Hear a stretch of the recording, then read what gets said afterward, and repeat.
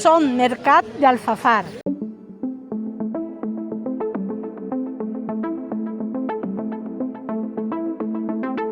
Pues mira, yo soy Lola, llevo muchísimos años viniendo a este mercado y bueno, vengo los martes. Mi género son mantas, sábanas de invierno igual que de verano y luego tengo muchísimo en fundas de sofá.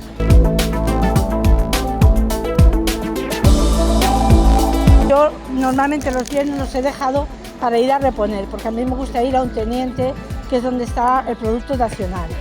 Entonces, mi política en el comercio y sobre todo en mi parada es que sea de nacional todo lo que pueda, porque está claro que todo no puede ser nacional, y dar buen servicio. Pues ahora en estos momentos, claro, es el edredón, el plumón y la manta nacional, que ha vuelto muchísimo, porque se dejó de vender mucho. Lo que es manta de toda la vida se dejó de vender. Y luego también pues vendo muchas fundas de sofá, porque tengo mucho servicio en fundas de sofá. Tengo modelos de los que muchísimas veces me preguntan, ¿esto no lo tendrás, verdad? Y pues sí que lo tengo además.